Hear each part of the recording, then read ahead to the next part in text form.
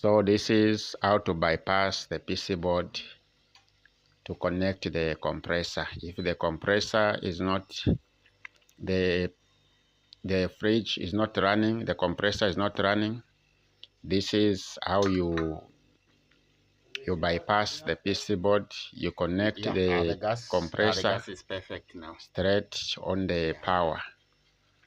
Yeah, so what is gonna remain here is to use the thermostat, is to put the thermostat or timer to control the running of the compressor.